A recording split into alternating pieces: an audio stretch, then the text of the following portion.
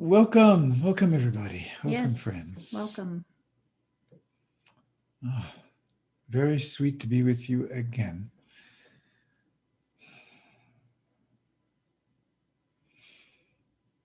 Hope you're all finding yourselves in a comfortable place wherever you're viewing from, and as we do before any to signal to our deeper subconscious, the place where we start to join with that. All of us join with that deeper intelligence of our own psyches that links us to the world, each other, existence. We always, all day long we have conversation, all day long everybody's engaging others, and we think of that as secular conversation. But from time to time, it's important to do what we're doing now and acknowledge that this is, if we want to call it sacred time or ceremonial time. And so we lit a candle. I don't know if you can see it, but it's lit. We spent a minute or two before joining you. And the words that came from our relationship, at least they came into me. So when we prepare, and when we're in serious conversation, or when we're exploring deeply in a very generative, creative way that can deal with issues that are in our lives, preparation for things, just outright creative exploration of where we are in ourselves and each other and our work and how we see the world and what we're sensing happening in the world. So we light our candle, but we think in a very different way than many people. We think, and this is an evolution that we've been learning from our teachers and mentors, and that we are passing on with the people we work with and with you. So we sit together like we are now, and our hands are together, but we place a cushion that becomes the symbol of our relationship. And then, so our hands are holding, and then we reach forward and put our hands, come on, join me, baby. So the computer, the edge of the computer is the symbol right now for our relationship. And we listen. And what it said to us today was, celebrate with all of you out there the blessing that we keep learning and discovering in our relationship and in our lives. And it's a gift to be able to do this. So this is a way of, just very briefly, and then we'll come back to this later, this is a way in which there's Richard and Kathy and a third consciousness, which is our relationship. And what we do is we say, instead of a transaction between Richard and Kathy and Richard, what I want, what she wants, and so forth, a part of our consciousness lives more and more in the reality it's a living energy of our relationship, and it becomes, what does our relationship want? Or how do we join with our relationship, which, as you say, it is our relationship that is leading us to God. And this is evolutionary, because people have prayed to God, and their prayer is their link to God, and that is valid also. But for us to begin to realize that human relationship, how we live, and the depth of potential of the intimacy we have with each other, is a way to be led to God. And if you can substitute God for love. Yeah, it's really into a deeper and deeper relationship with life, and it really becomes a celebration of life, and to be able to live in that field where we're really in service to love and the sacredness of all of life, and that's really where our hearts are, and it's through the relationship that really becomes a guide in many ways. Yeah, it's so interesting but we'll go into this, because for us, I think I can say us in this is a gradual dawning discovery of that intimacy is limitless, and that the transaction between two people is actually limited, but the transaction between each of us and the relationship that is embracing us is not limited. And so 1 + 1 is a minimum, as a friend of ours likes to say, is at least 3. So think about that just for a moment. We'll take 10, 15 seconds to be quiet. Think about you in all your relationships, whether it's a marital relationship or deep friendship or any form of human relationship, everyone's in relationship, that the 1 + 1 is at least 3, that there's always a relationship there, and that all relationships all relationships look through nature, and that's all you see. All relationships are in service to the soul of existence, or in human terms, all relationships are in service to love, and so they lead us to God, or God as love.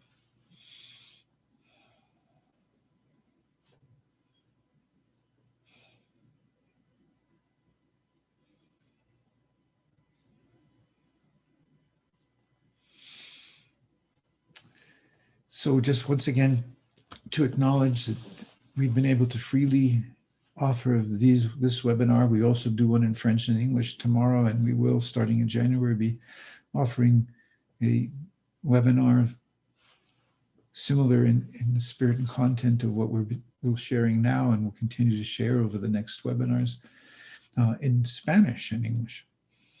And you can find out all that information on our website. And because Three Mountain Foundation is a not-for-profit that supports our work and other teachers' work, and has given us a grant to be able to cover the costs of doing this and make a little bit for ourselves, we invite you, if you feel like it, if you feel like giving and joining in the support of Three Mountain Foundation, there's a donate button on our website. I think Elan included it with the most recent email that gave you the link. And it will make sure that people who have very little can find their way into work. So we thank you for that.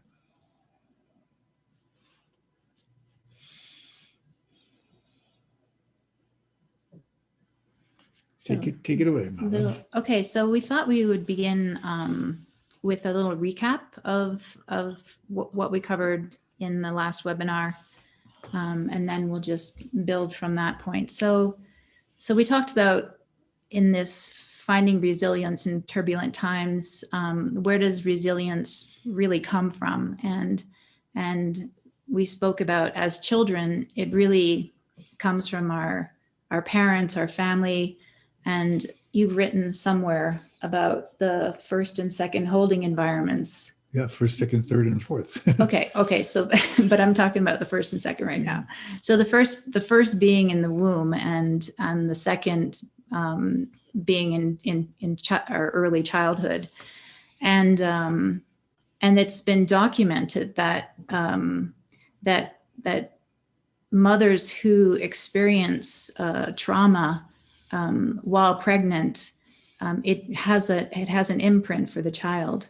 They actually did a study of women who were pregnant during 9/11, and those women who experienced symptoms of post-traumatic stress disorder, their babies were born with also displaying symptoms of PTSD. So there's no separation really between the emotional world of our parents, our family, and the child.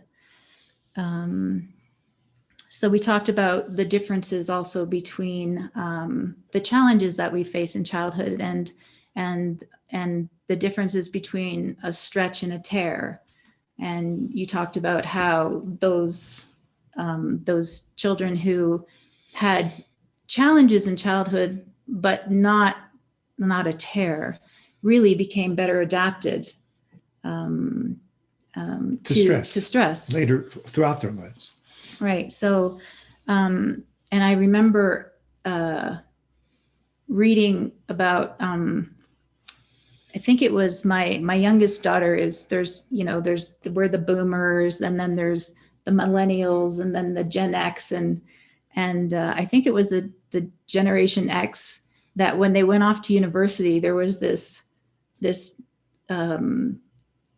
study of the professors who talked about these kids as teacups, and they had to be kind of coddled because, like teacups, they can break pretty easily. And that there was this generation of children who really have been coddled in ways that don't adapt them to stress later in life. Right. And as opposed to, other generations, depending. But anyway, that was interesting about the teacups. Mm-hmm. And we also talked about as where there is challenge, there is opportunity.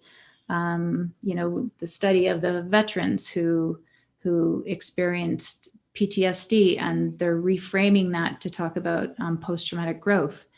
And the greater the trauma, the greater the opportunity for growth. But how does that shift happen? So we talked about the importance of grounding and being, having that basic ground, really connecting to the basic ground that is always here, always supporting us.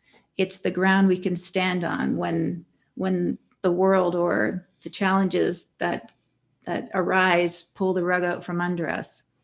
So really having that connection and building that connection to that ground that really is our basic nature and the ground of our resilience, our capacity for resilience. We talked about healing, the process of healing through the aware self, and this is where relationship comes into form. That the aware self is really the relationship that we can have with whatever wounds we may have experienced, and through that we can find healing. And all relationships are in service to the heart intelligence and in service to love. Yeah, so the aware self is within all of us. It's not necessarily awakened. All of us are aware, but the awareness is often in service to our emotional and psychological survival and to the social norms that we try to achieve to one degree or another for recognition and security and prosperity and things like that. But the aware self is the part that allows us to be in relationship with our own beliefs, our own thoughts. The moment a thought goes through your head, I can't do this, could be the flash of the thought. In that split second, something happens to your body. It'll go. And it will immediately see less of the world around you and be less engaged relationally to other people. So your world collapses with a single thought, and then it relaxes at the moment you realize, oh, that was an interesting story. Mm-hmm. Just a story, a thing that goes through my mind, and it comes from feelings early in life where I really didn't understand what I was supposed to do or had to do or could do, and became to believe that I can't do it or I'm not good enough. These are kind of narratives that many people have inside of them. So the aware self is what allows us to have thoughts, but be more than our thoughts, to have emotions and recognize that those are generated by our thoughts or because we're reacting to something, to recognize that there are much deeper feelings that we have not yet learned to have an intimate and generative relationship with. So it's the heart of everything. Mm-hmm. And what we're saying in addition is having an aware self process that's awakened in you is what allows you to take responsibility for your reactions, moment by moment, day by day, thought by thought, feeling by feeling.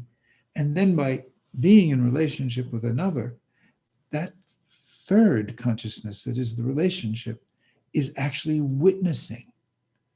And you go to the witness of your relationship, and it shows you when you're very involved in yourself, self-centered, ego involved, when when, let's say, you in developing the strength to get through your life, you've become so strong inside of yourself that you actually don't know how to surrender. There's an edge where you, okay, well, I can let go enough into the relationship, but this part of me that's learned how to be self-sufficient and strong, it's not going to let go. Yeah, but the third is saying to you, oh yeah, that part has to let go too, but not because you're surrendering to the other and losing yourself in the other, because you're surrendering to me, the relationship. Any more? Well, Oh yeah. yeah, we use the image of the midwife, and so really that aware self can also serve as a midwife to those wounded parts of ourselves. So anytime we come to a place of pain or contraction, defendedness, really the aware self is able to touch those parts with love and compassion, and in a sense is like a midwife that allows that contraction to begin to open and release. I often use with people the concept of being the mother or the father to those parts of ourselves that our parents just didn't have the capacity to hold for us.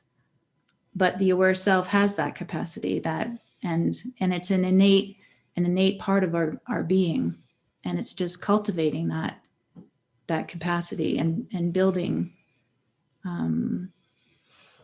just building the strength of that awareness. Thought just came into my mind. Thinking about some of you that are very thoughtful people, and you might ask, but well, is the aware self real? Is it really real that there's a third consciousness that is your relationship? And the answer to that question is we are imaginal beings. We have roots in the shamanic understanding of humanity that goes back tens and hundreds of thousands of years. And so is God real? Well, God, the way you make God real to yourself actually determines your behavior and values. God is your own invention, or historically the invention of human beings over thousands of years. Gods, and then the one God, but each of those inventions changes how we relate to ourselves, to each other. So we're the creators of the God we create, and we're the creators of the relationship over here, that third, that we can imagine, right? And we are the creators of the recognition that there's a level of awareness inside of us that's not just the awareness that has helped us survive, that has, been critical of us in ways that helped us improve, also critical of ourselves in many ways that crushed us. But now you have some part of yourself that can be in relationship to everything, everything.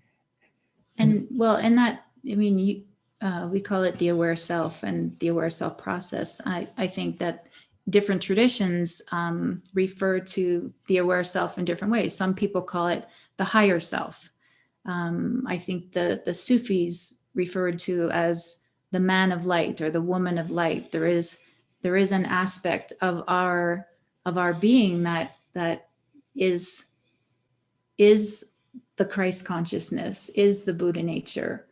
And it's really eventually our awareness, which is typically lodged in the ego, the separate self-identity, begins to shift, and there's a shift that begins to happen, and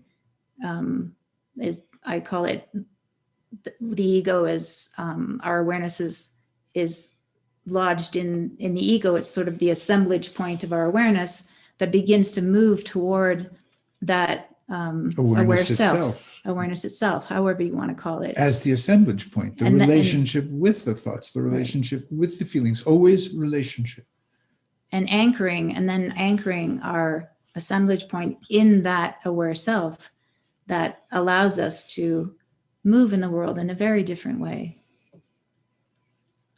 It's a beautiful, for me, concept, assemblage point, that we assemble ourselves as children around whatever it takes to survive in the environment. And this is the second holding environment.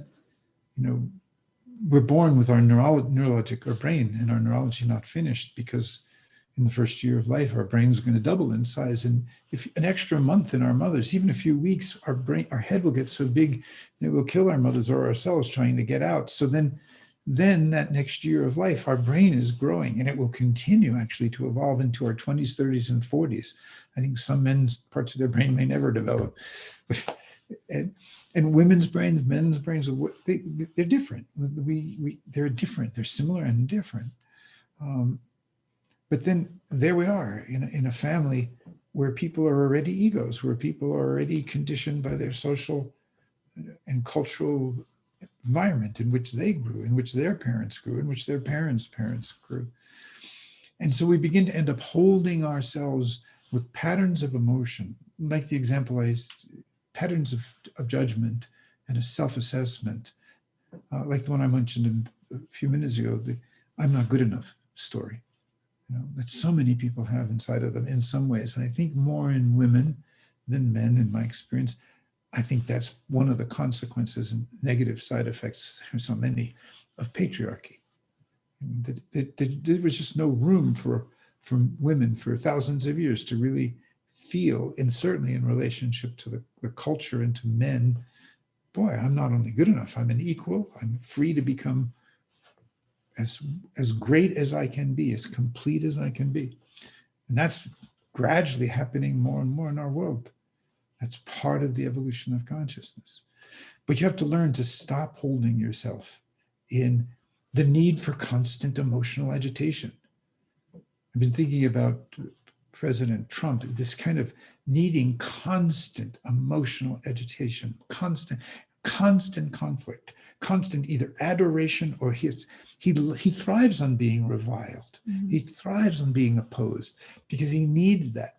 But you look at the drama inside your own family, and do you need that kind of drama? Is that how you hold yourself? And does that really feed limitless intimacy? Does that really nourish the part of you that is basically that can teach God to love more? Mm-hmm. You know, it's not God teaches us to love. We create a God that teaches us to love, and then we love more and teach God to love. And it's if you don't understand that, don't worry about it. It's just that recursive nature of how you touch the moment with your awareness is how you experience the moment. And if you hold yourself constantly in the need for agitation, the need for self-affirmation and all, then your world is always either affirming you or not affirming you, and you're caught in that dialectic. All right. And it can be a little miserable.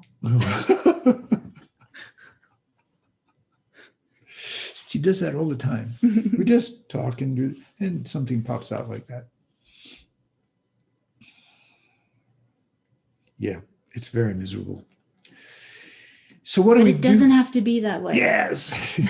And as we said last 2 weeks ago, even with trauma in childhood, even with, first holding environment, second holding environment, significant trauma, even if your whole nervous system is now poorly adapted to stress, the aware self says, I can start having a relationship to that part of myself. That gets easily activated, that gets easily angry, that easily withdraws, that, we can change all of those things through the quality with which that wise, mature, loving, compassionate midwife says, yes, everything you feel is normal and natural and to be expected because of things you can't possibly remember that went on inside your parents and your parents' parents and your parents' parents' parents, that you felt in the womb, that you felt in the first months and years of your life, that you felt as you entered into the society and culture where you might fit easily or you might really not find an easy fit for who you were. In so many ways. And yet this aware self says, you can come to a relationship in yourself in which all of that heals. It's a lifetime work. And our lives have been so blessed because we've done the work in ourselves. We'll always do it. And have it's never ending. Nope. And have had the opportunity to share this with thousands and thousands of people. in retreats and in mentoring programs and in private sessions. And it's such a wonderful thing to learn these things and to teach what you're learning and learn what you're teaching and keep evolving. And now to be learning from our relationship. Mm-hmm. It's amazing. Yeah. And so, and just to add that those places really are the gateway. You know, if you want to find love, there's the starting point. Wherever you don't feel love, wherever you close yourself to love, exactly. That's where you start. Mm-hmm. Yeah. Which means you have to feel. You have to feel to heal. This can't be done just with the mind. You can't use just positive affirmations. You can't just think positively. You have to be able to hold feeling in a positive, generative way. Feelings that scare us all. Mm-hmm. Feelings that are unwanted. We look at racism in the world and prejudice, but the biggest racism, the biggest prejudice, whatever words we use to diminish people, like African Americans in the US have been called niggers. You know, it's a terrible word. It's a terrible way of looking at another soul. But inside of ourselves, we have those parts that we don't want. We don't want anxiety. We don't want fear. We don't want aloneness. We don't want any sensation that's not, that we run from and label as negative and then compensate by being workaholics and doing this or using drugs or constantly, just dissipate, hide. Of course, then we don't heal because we have to take these places that we don't want inside of ourselves and give them a home. I looked up because one of my clients actually told me, I was quoting something, couldn't remember where from scripture, and it's, in my Father's house, there are many rooms. And so when one of my clients just said to me, oh, that's John the second, John 2 or something. The body is God's house, God's mansion, and every feeling has a place. Every ego dynamic has a room. And eventually your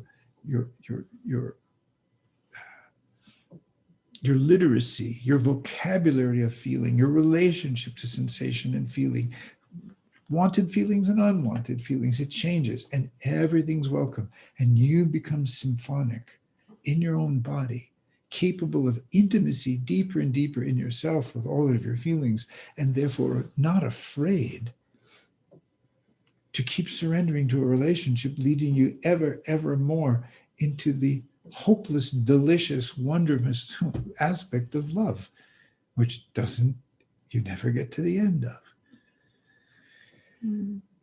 Yeah, and to really feel like the preciousness of this life and the preciousness of relationship and the preciousness of to be able to share, life with another or your children, your family, and just, seeing the beauty of every soul. Every soul is precious. And, and the question is, what are the eyes with which you see? And if we're seeing with the eyes of judgment and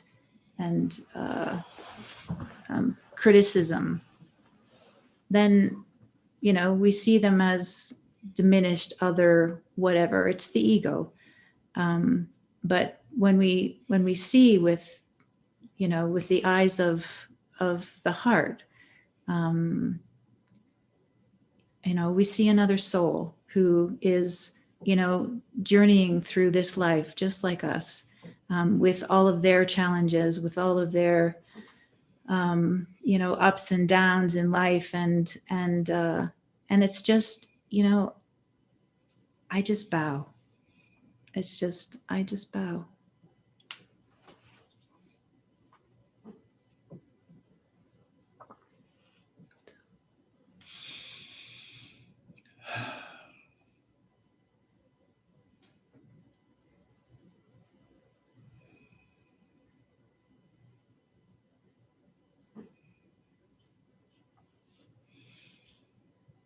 Well,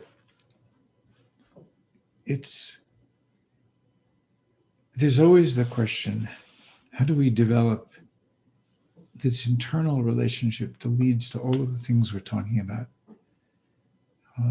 That leads us beyond transaction, self and other, into my own limitless otherness that I'll never understand.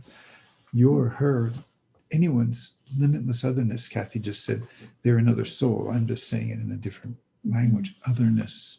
Mm-hmm. You know, you never can get to the end of otherness. It's musical. It's weather. It's not a thing. It's not he or she or any. Is this or that?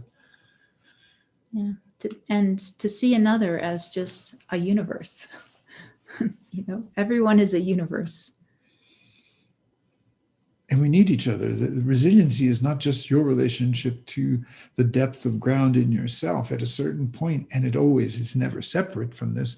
It's always also relationship with the otherness of another, the otherness of all others, where every single relationship becomes a place for wonderment. Mm-hmm. You just have to slow down a little, and it's always there. Just in a glimpse, it's like an aroma of, oh, there's a miracle over there. Mm-hmm. In that otherness. It's the beautiful play of life. But the foundation of it is that witnessing consciousness inside of you, that Buddha nature inside of you, that Christ inside of you, that man or woman of light inside of you, that in our 21st century languaging, we're calling a process of awareness, a self that is itself. That limitless consciousness as it can live inside of us. And to do this, there have been time-honored ways of learning to be contemplative, meditative, mindful. And what we are wanting to emphasize is that it's always in the body. It's not trying to reach the transcendent God, the disembodied God, by ascending, waiting for peace, for supernal peace, for transcendent peace. That's beautiful. It's also the peace of holding everything unpeaceful, the deeper and deeper and deeper incarnation into our bodies. And we need to start someplace. So for the next little while, let me guide us in a meditation. And as I said 2 weeks ago when Kathy led a meditation, this is a way. But what it points to and what it uses is universal. So it's universal, but it's also a way of exploring something universal. So getting yourselves comfortable.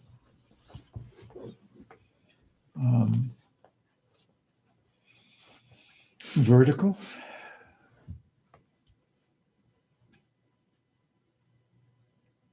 Take a couple of good deep breaths just to feel, to bring more into the foreground the sensation of your living body.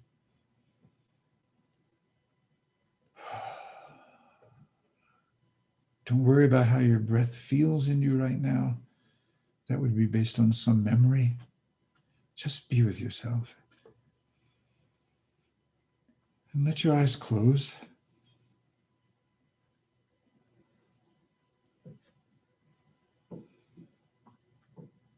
So for most of us, not the baby who doesn't have a sense of me and therefore no sense of you, and doesn't have a sense of past or future, but for most of us, our ground is generally our thinking and the emotional arousal that our thinking generates in us. Thank God we go to sleep at night and give that a rest. And then a different mode that's not thinking works inside of us called dreaming, which is a subject for another time. Every higher animal dreams. There's some evidence even insects dream. So now here we are. It's this moment. It's always this moment. And we need an anchor for our attention. That's not our thinking, not the emotional arousal of our thinking, not planning, not rehearsing, not reliving past experiences. Something right now, right here. And our bodies are always in the now. And our bodies are breathing.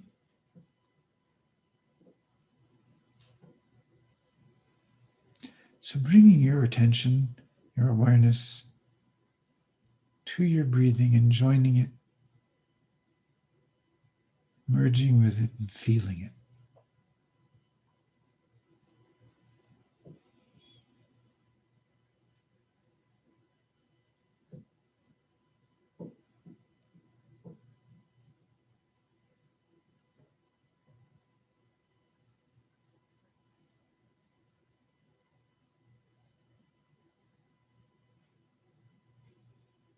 This is a starting point, but it's not just a starting point. It becomes like a companion, a friend, to be able to drop right into yourself and let your thinking go into the background and let the immediacy of your breathing come into the foreground. So we're using breathing as an anchor for our awareness, for our attention. And the body just breathes naturally.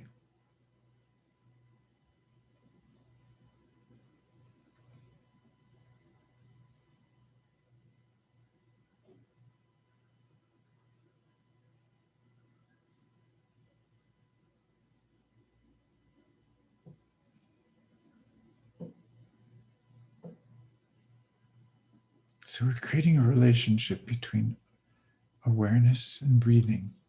And we call that a relationship attention. Bringing attention or giving attention.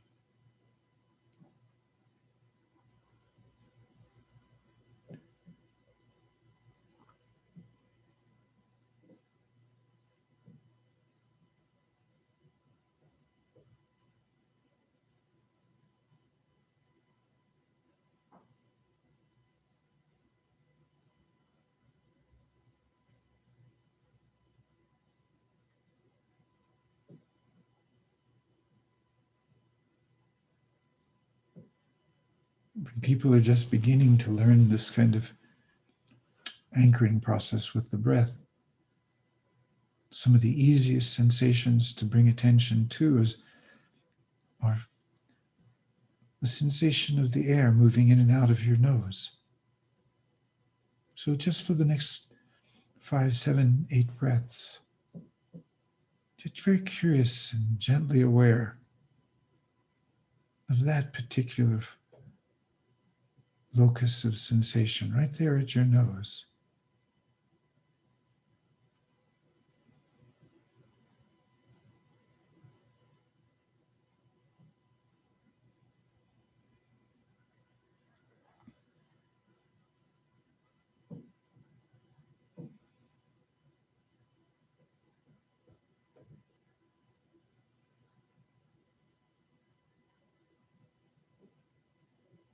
Notice how the air is the sensation of coolness as the breath comes in, and warmth as the breath flows out through the nose. And if your nose is stuffed, of course, just breathe through your mouth.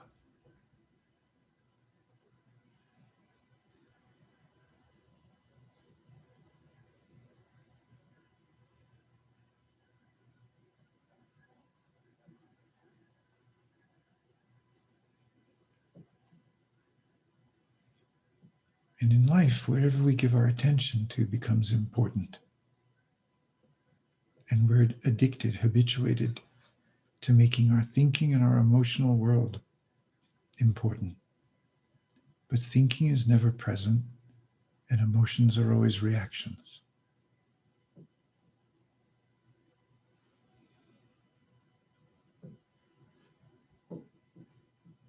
Another place you can make important right now is just to feel the sensation of your body breathing, but in your chest.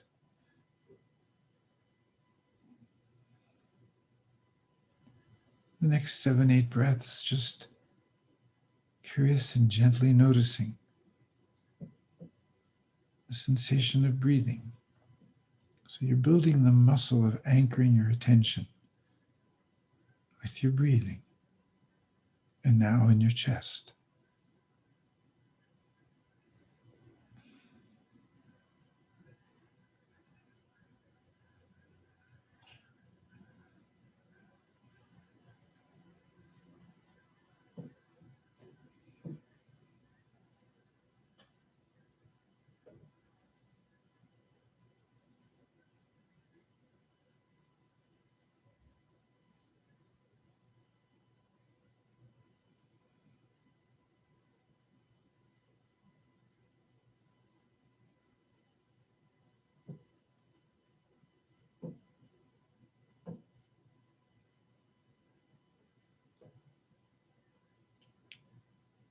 But another place where the sensation of breathing is more obvious is in the belly and the abdomen. So just join the sensation of the breathing with the focus this time a little more in the belly and the abdomen.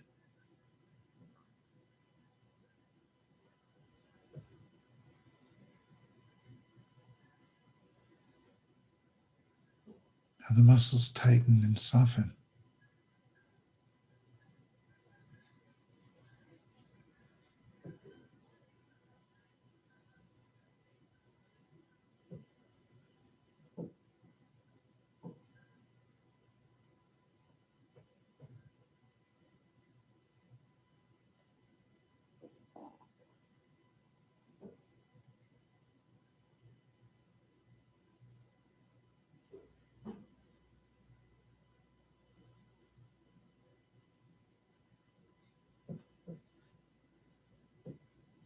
And as you're doing this, as your attention is with your breathing, you just notice that there's a little more space in your inner landscape, a little more stillness.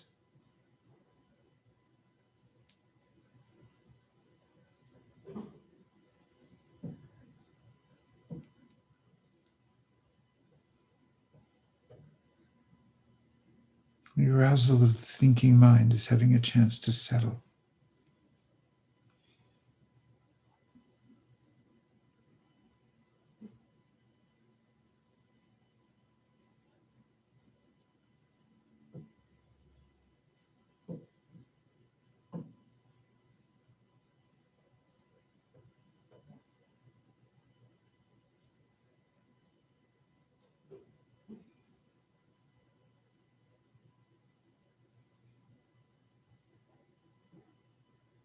Now let's bring our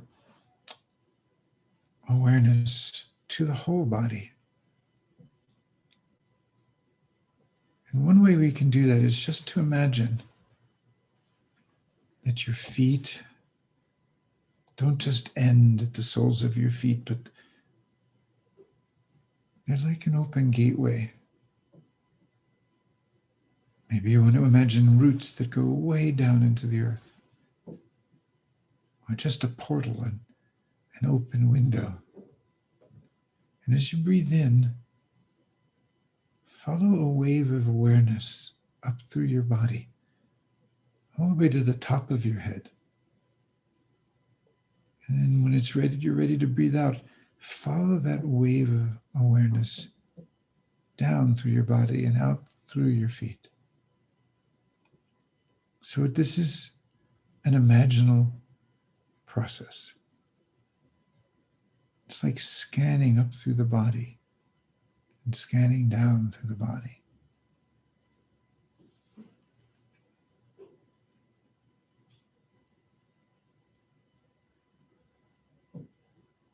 It's like a wave that's coming up on the beach, reaches its high point, and then subsides back into the ocean.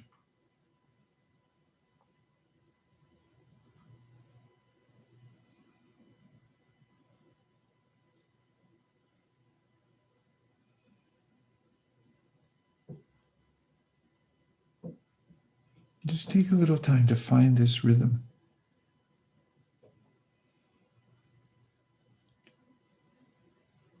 As you just let yourself imagine it, it becomes real. In whatever way that you experience it, just trust that.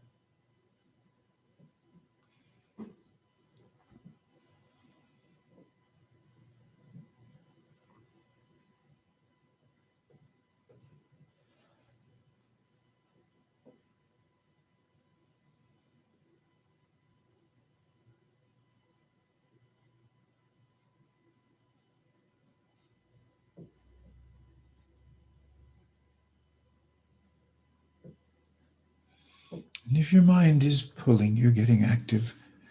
Some part of you may be narrating what you're doing. Oh, now I'm breathing in. Now I feel this. Some other part might be commenting. Or maybe you just feel sleepy and you're fighting with sleep. Just allow your mind to have a room in the mansion of your being. As if it were allowed to do whatever it wants. And you don't fight it, you appreciate it, it's welcome. But you just come back to following your breath up through your feet to the top of your head.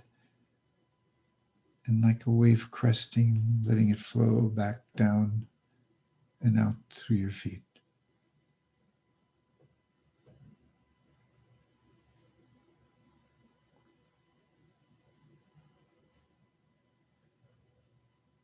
The experienced midwife says, of course thinking happens, of course. Just breathe, come back to your breath. Attention is yours. Attention is your secret superpower, awareness.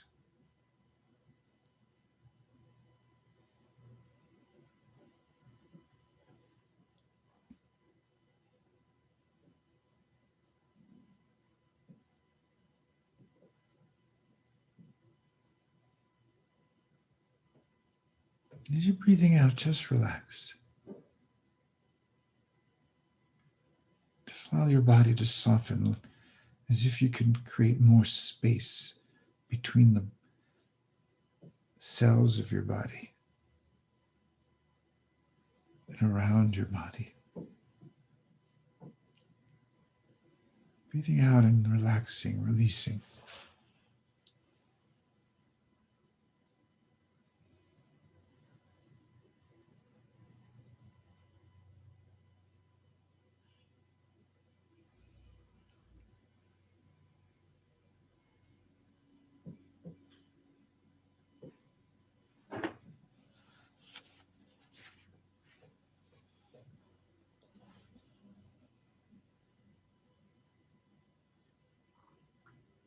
Just trust how important this is to learn. And it's not that this is the only way, but you're learning to make friends with your attention and to direct it as you want and to give it an anchor in the now and in your body with your breathing.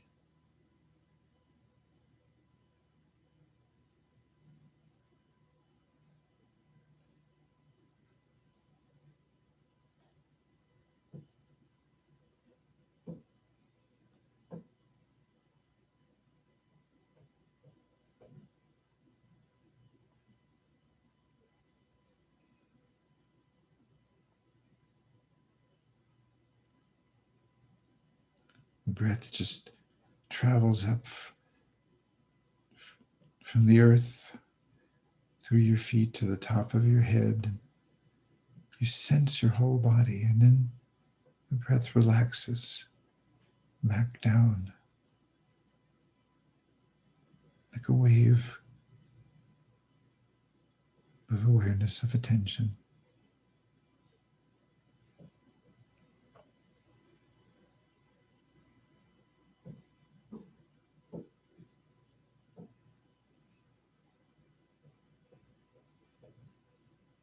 Relaxing, releasing as you breathe out in your body.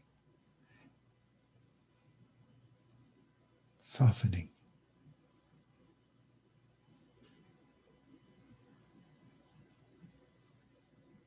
That wise, experienced, gentle midwife saying,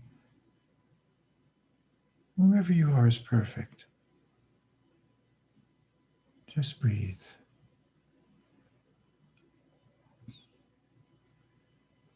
It's all as it should be.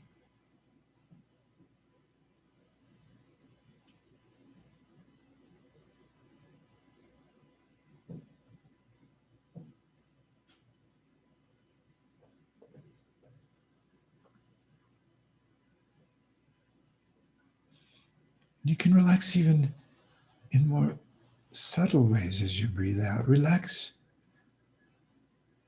the need to understand.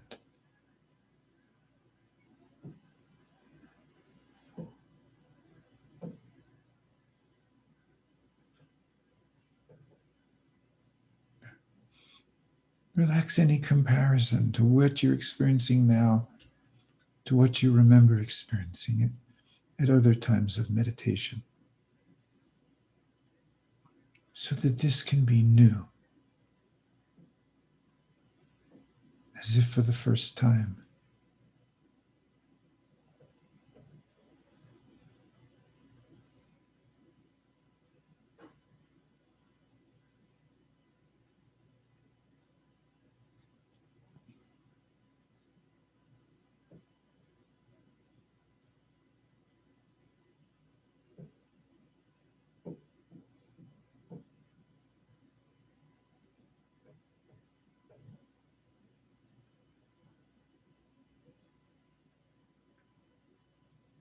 Breathing out and relax wanting. This part of us that's always wanting something to happen, wanting to feel better, wanting to change, wanting a result, an outcome. So just be aware that in one of the big rooms in your mansion has to do with wanting. And as you breathe out, just relax the wanting. No agenda.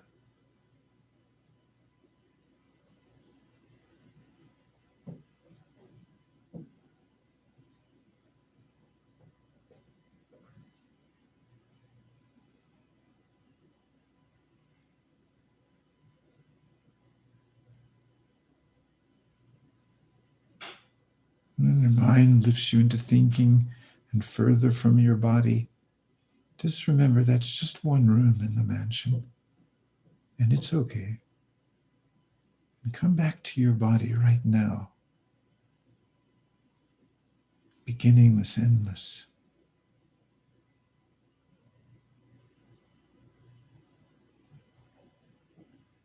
The deep ground in yourself.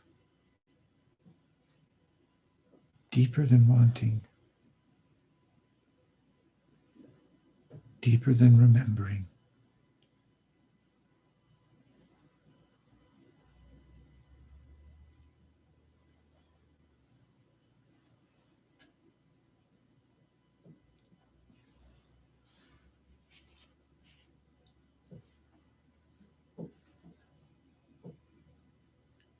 As you're breathing in, really become aware, alert of any place of tension or holding or pressure or openness, warmth in your body. Any sensation,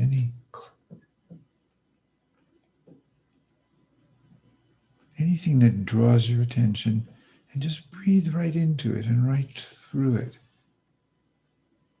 And with the out breath, relax. Relax and soften.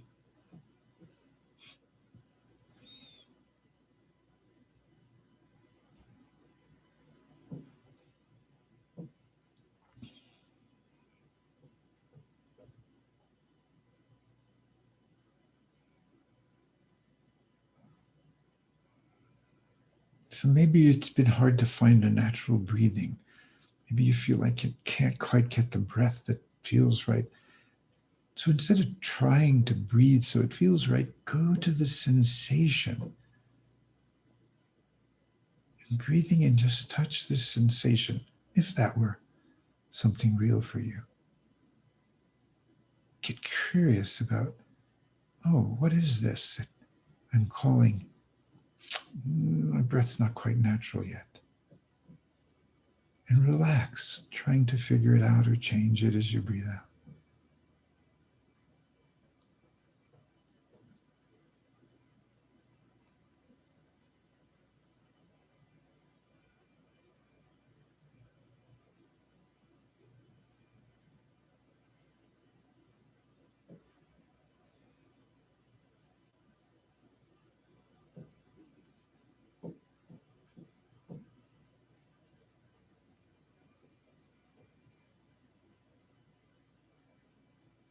Whatever you notice in your body, maybe it's almost like a mood or a feeling tone. Maybe it's a tightness, maybe whatever it is, bring your attention with a feather soft gentleness. Feel, sense, and relax.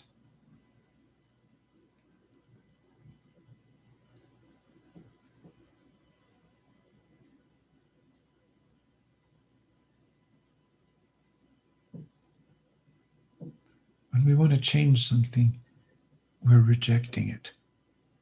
When we want to know something, that's an art. We want to discover.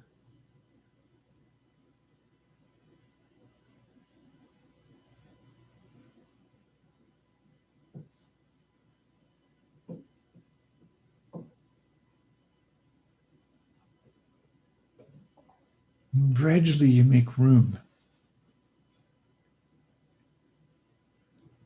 in the divine mansion of your own embodiment. And instead of thinking being always the biggest room, and emotion, and being in time, and judging and evaluating,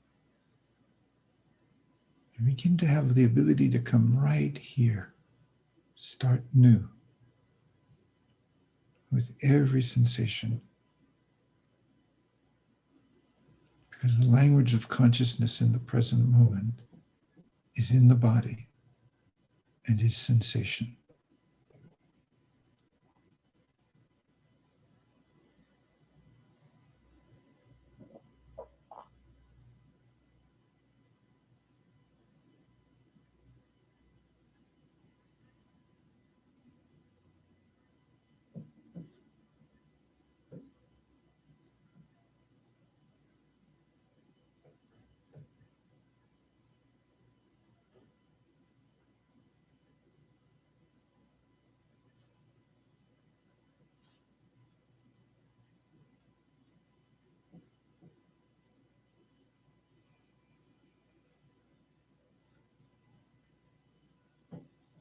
So with the anchor of your awareness in your breathing in your body,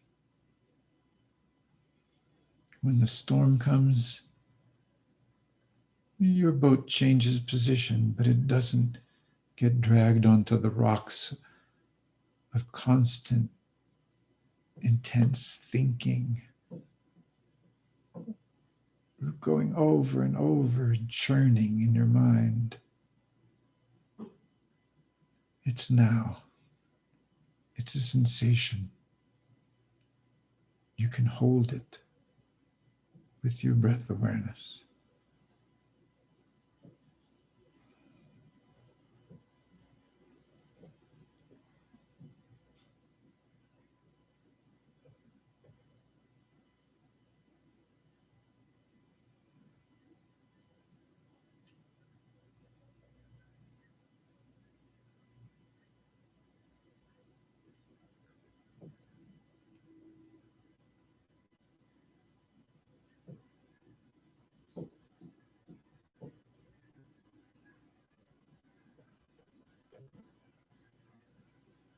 So take a couple of deep, cleansing, strong breaths and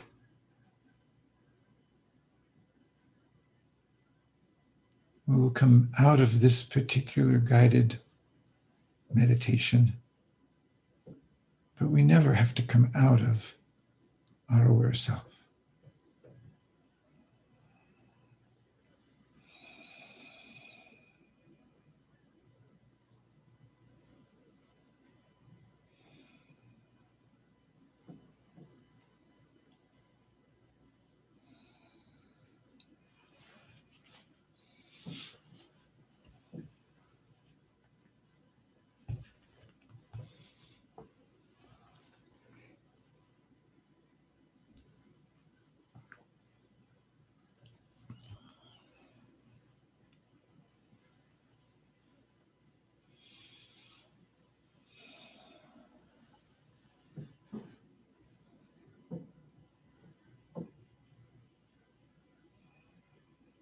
Anything get stimulated in you and something move in you want to share about from during that meditation?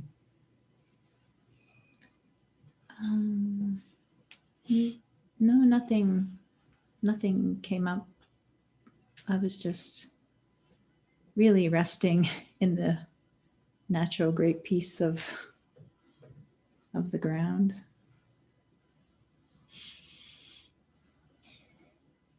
It's not that you want to hold on to any particular moment of spaciousness or peace.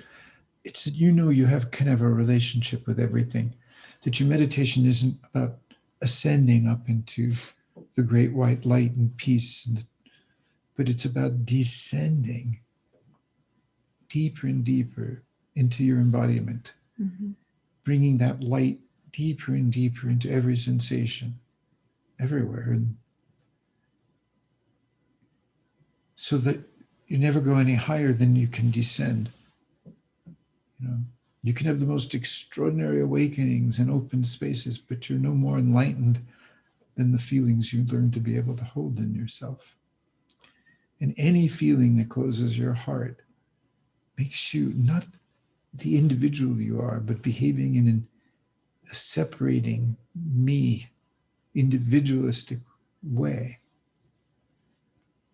Well, that's where you relax. That's where you let go.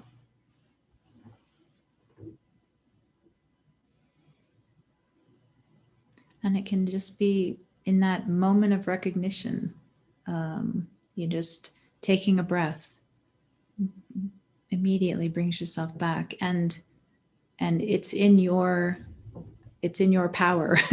It's like and it can be a choice moment to moment. It is a choice, moment to moment. Nature brought us here, gave us bodies, made us into a two. Even though science can do things in the lab, it makes it seem like we no longer need an egg or a sperm, or we can create sperm tissue out of parts of a female body and fertilize an ovum that way. We can do that in labs now. It's crazy. But the simple fact is that the two is always wanting to become new, a one. And at the level of nature and the level of our lives, that means having children. It means becoming mothers and fathers. But not for everybody. But there's another current of possibility through our lives, that what we will generate, including our children, is relationships of profound intimacy, deeply, deeply felt, that join us to a felt sense of the nature we're embedded in. And we forget that we are entirely a manifestation of the natural order, of that we're an end point of evolution. And one of the reasons we forget is because we live in squares and straight lines and rectangles. Just look around the room you're sitting in. But nature has no straight lines. Brief ones maybe in a crystal, but everything's curved, everything's always fluid in emotion. And that's what awakening and enlightenment is, that everything is fluid and in emotion and in motion within you. And you don't get stuck at fear anymore. You don't get stuck at anxiety anymore. It's not that you get rid of it. It's like, oh, you too, come on in. I'll give you a room. Mm-hmm. And you're not going to be isolated in that room. You're going to be infusing all the other rooms with a quality that changes the music Mm-hmm. of your embodiment. Yeah.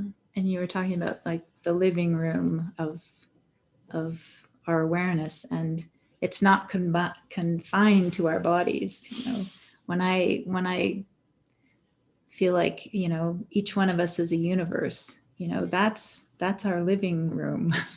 It's infinite. It's infinite. And That's why it's important to take very small doses of the world, that you have a choice, because the world as it is promulgated to us through social media, through the news, is so fragmented and fractured and black and white and so non-musical. You don't have to buy into the social animal. You don't have to buy into the collective fears. Just understand.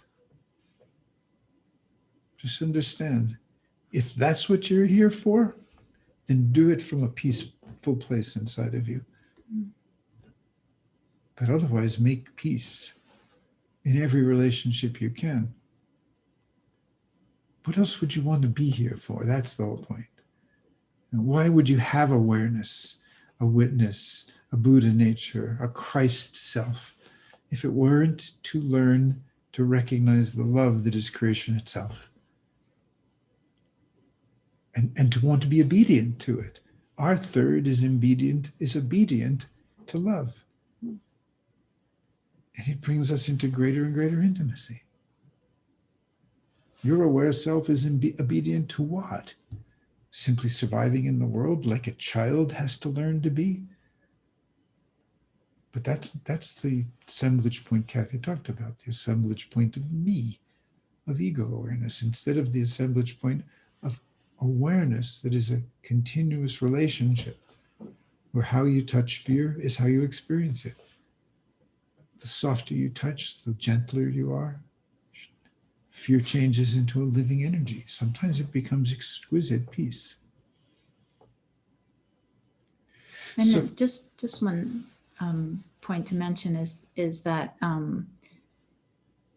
you know, the ego is an absolute fundamental and beautiful aspect of our being, and we need a sense of self, but it's not the whole story.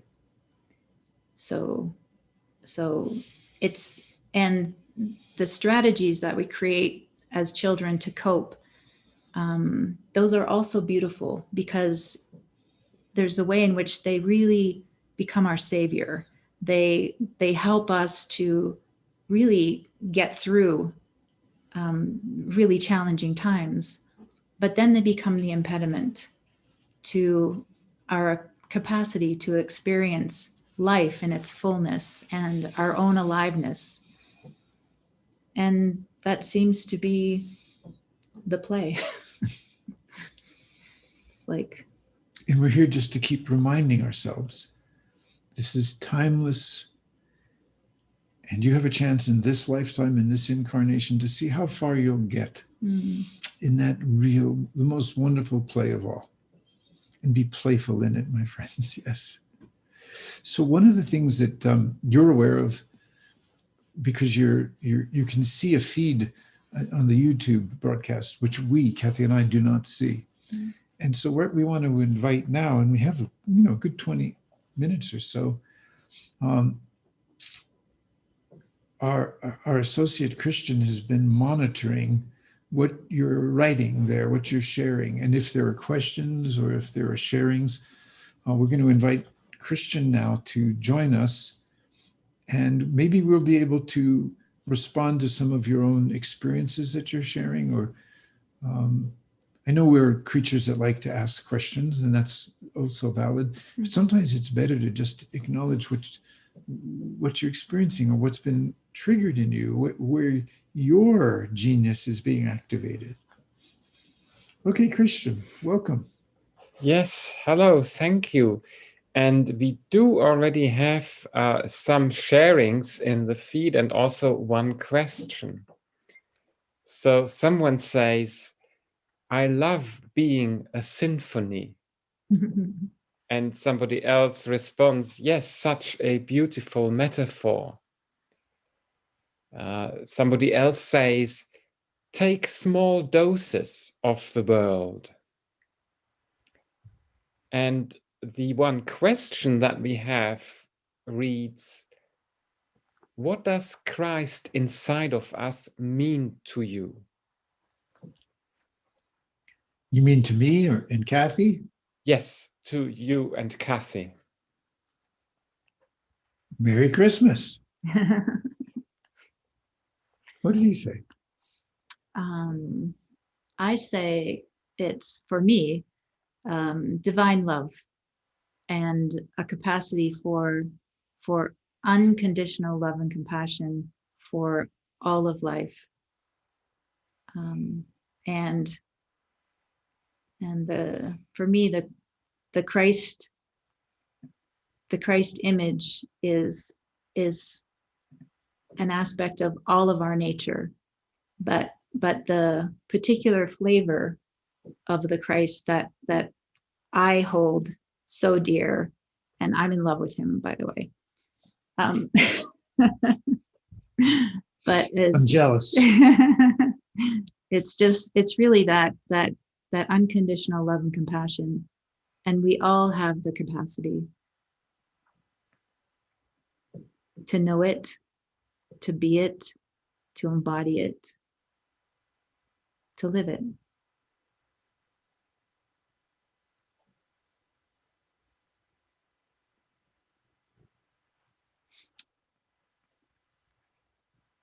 When I was going through a very first profound earthquake-like opening in my life, I was just days after I turned 30 years old. I was really lost and terrified at just what had awakened in me, just the power of the energy that was moving through me. And I wasn't home. I was traveling, and I was in a motel room, and I said to myself, I know, because of being a physician, that this isn't psychosis, because I'm witnessing and I'm observing what's happening to me, even if it seems beyond my understanding. I know that this isn't what happens when people have a seizure, that this isn't what happens when people have an adrenal secreting tumor, adrenaline secreting tumor from their adrenal glands, that can cause intense agitation. And then I said, I asked myself a question. I don't know what part of me asked the question. It just simply said, who has been here before? Now, I was raised a non-religious Jew. And interestingly enough, it was only for the first time in my life, some months before, that a Episcopal priest, friend of mine, had given me a copy of the Gospels, and I'd read it. And again, as I read it, without understanding why, I kept crying. And it wasn't sadness, it was tears. I've learned to call them tears of recognition. Something in my being, in my deepest being, is recognizing something, and it cries. It's not a victim, it's not in pain, it's not euphoric, it's just something. And I had that had registered, and now it's a month or so later, a month and a half later, and I asked this question when my world has just gone inside out. There's just nothing but energy. Everything is scintillating. It's like the world is pixelating. I see through things. I feel everybody's thinking. Any movement of anyone near me, not even near me, I don't even know where it began and ended. ended. And that was a stage of it. And so I asked this question, has anyone been here before that can help me? And bam, the answer was Jesus as the Christ. And then I went, oh, then it's the Christ consciousness that I need to understand, realize. And lo and behold, that is exactly what unfolded over the next few days. So that consciousness inside of me, which I don't, because I don't want to take sides in religious identity, I have come to call the man of light, but it is that aware self. And I changed in that awakening from the assemblage point being Richard the ego to the assemblage point being awareness of Richard the ego, and in particular awareness, because eventually what I experienced was that the perfect love, that this is all love, that the inner and the outer are one thing, that it is, that the creation itself is just an expression of a ceaseless movement of love. And of course, the human psyche and doesn't look that way. But just to finish this, just for me, it's the relationship that I choose to have with everything that closes my heart and limits love. That began when I was 30, and I'm 73 now. And that lives inside of me. And so every Christmas, I celebrate the birth of the Christ in everyone, whether you're Hindu or Buddhist or Muslim. I know that by whatever name you want to call it, that's in every human being when you're ready to awaken to it. And that if at one particular point it was embodied in very specifically by a man that historically we call Jesus of Nazareth, I think it's awakening in so many people in so many different ways. But I'll say one last thing. In nature, everything eats everything else, and yet there's no hostility. None. Only human beings look at a raptor coming down and grabbing a rabbit or tearing it apart and eating it, and hostility. And we talk about hostility. You're being aggressive, you're hostile. That's all in the ego. Jesus said, love thy enemy. Now, that's a very, very, very, very, very, very high moral bar. Love one another, Paul said, is the commandment that is greater than the commandment to love God. And Jesus said, love thy enemy and turn the other cheek. Do not defend yourself against hostility. You know, we have to find a home for hostility inside of us. So the Christ is that part of us that's working to make us more and more obedient to love in every relationship until there is no hostility that you have to defend against. And it starts with learning how you're hostile to yourself, of course. And it's touching that hostility with love and compassion that allows it to transmute into love. And it's the relationship that you can create moment to moment.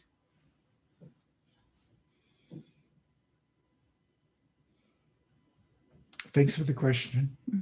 And I'll turn it back to the questioner and everyone else. You decide what that Christ within you is, and how you decide that is how it will generate within you. You are the creation of the Christ you create. So the Christ isn't a thing. It's a potential for endless evolution that brings us to the point where, like nature, everything is in relationship to everything else. Everything has its own place.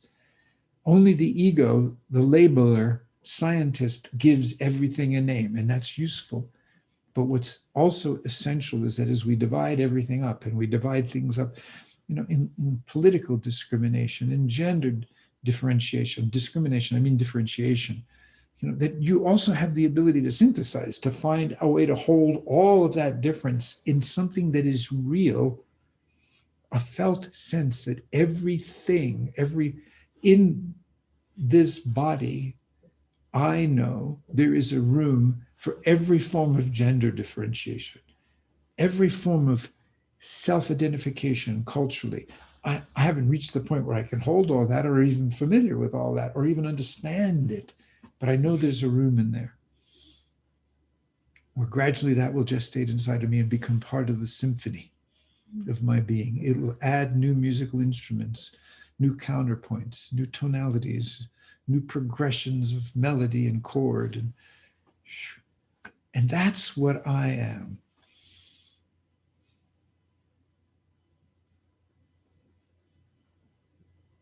What are you?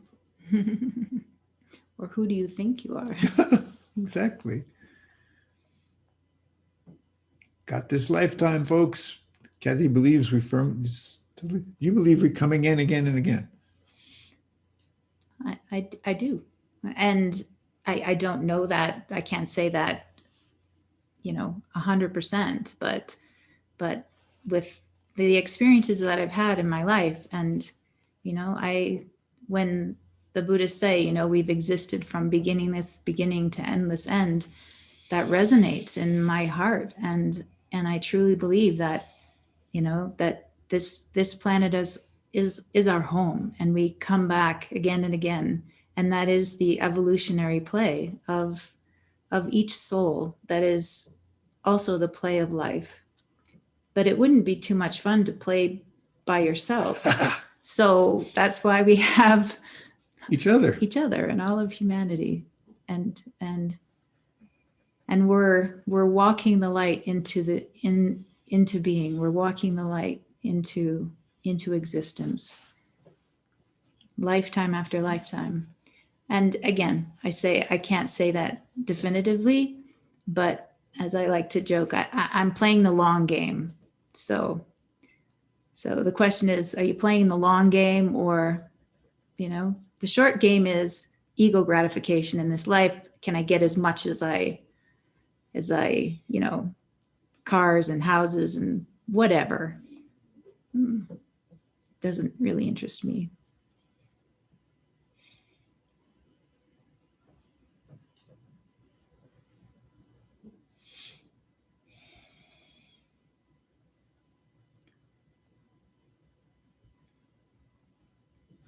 But I do like a good car. And I do like a nice house. But it's not the be all and the end all. Nope. For sure.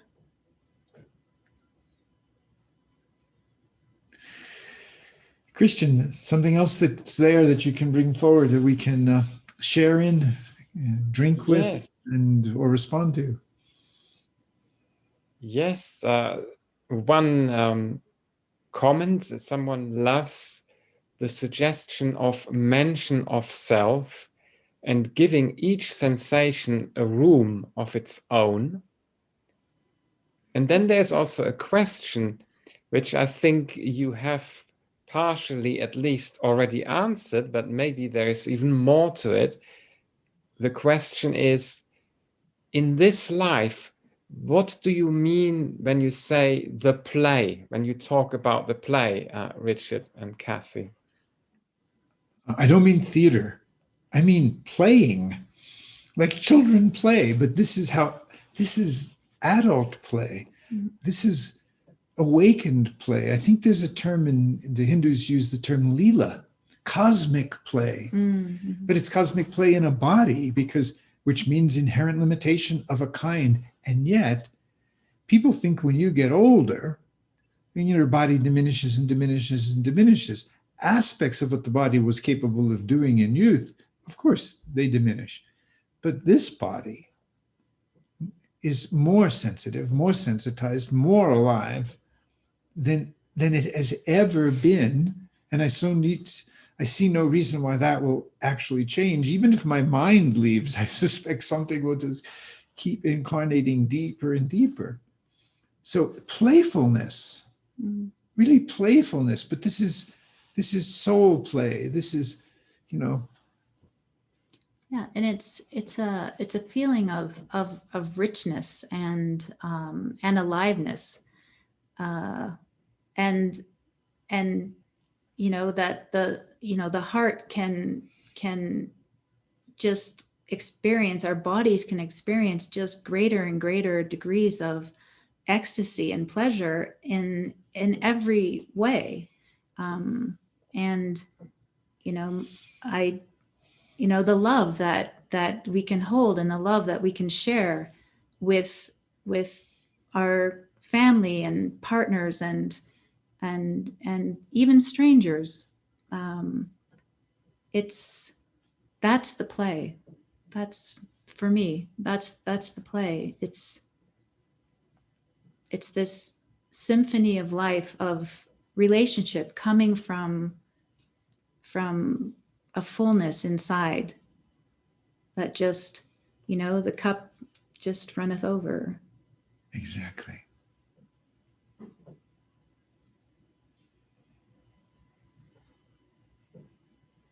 And not only it's, but in life, first noble truth, in life there is suffering.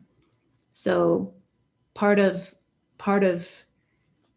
this path is you not only experience the ecstasy, but you can also experience the magnitude of suffering, and it's how you hold it. There's a way of holding it that you don't collapse. And it's also this searing love. And it makes the symphony all the more wondrous.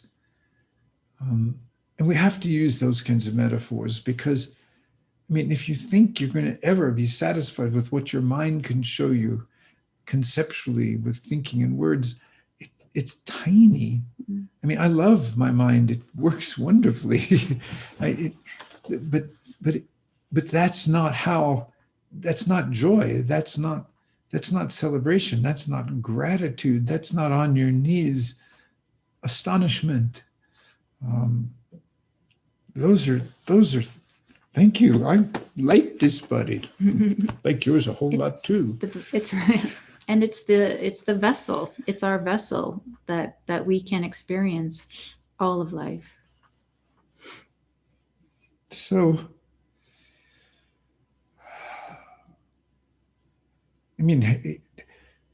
grief. Take just the sensation of grief. I was with a client yesterday. Actually, a session with me was given to her as a gift from someone else. And so she lost a child 4 years ago, a son, 23 years old, 4 years ago. And then a marriage, not the father of the son, but of the child, but that marriage didn't last very long. And then, because the dimension of feeling that grief is, when you don't cover it over and defend from it with anger, stories that say he could have tried harder, or guilt, I didn't do enough, or they didn't do enough, the blaming game. So all of those mask the majestic power and aliveness of grief. Nobody wants to feel it, but 4 years later, this is a very changed human being that I was talking to. And she was so grateful that I didn't need to hear the story. She didn't have to make believe she was anywhere else but where she was. And I understand that, grief is like 50 pieces of music from 50 different traditions and maybe 100 different composers, all of which at some level, some of which you don't know. But before you can even register that something, it's changing anyway. It's 1 minute you're laughing, 1 minute you're screaming, 1 minute you're crying. And you cannot use your left brain rational thinking functionally for a long, long period of time. And if you could, then you haven't grieved. But when you come out the other side, you are not the same. Yes, exactly. Not the same. In a way, almost nothing can do that. And grief, the very nature of grief is it needs to flow. It has to be felt, as you say, and flow. And in that flow, it can really wash you. It can cleanse you, transform you. And those people who, in their grief, they collapse into their grief. And I have one of my best friends from childhood died when she was 40, and her mother has been dying 1,000 deaths every day since then. For years. I saw her recently when I was in Canada, and I can still feel the pain, feel the grief that she's, and I think that she, in a way, that she's feeling like she has to hang on to her grief because she's hanging on to her daughter. But the reality is that if that grief is allowed to flow, I believe she would find a connection with her daughter, that and in the heart, that just, it tenderizes the heart. It really softens and makes us more open, to others and to life. Yeah, if we grieve deeply, the person we've lost comes back to us in ways we didn't know them when they were alive, but which were there in them. Mm-hmm. And the relationship evolves and keeps growing. And so you lose for a while something that you can't replace, but you gain something inside of you that's irreplaceable also. And it never stops. So, but we have to stop. So we'll be with you again in 2 weeks. We'll continue to look at what it means to be able to be resilient in times like this, but in life in general. And we'll deepen the meditations, let them go into extra nuances each time. And those of you who really want to give something back, because it's not that we're asking in any, but Dream Mountain Foundation will help them out, and that will help out other people for years to come.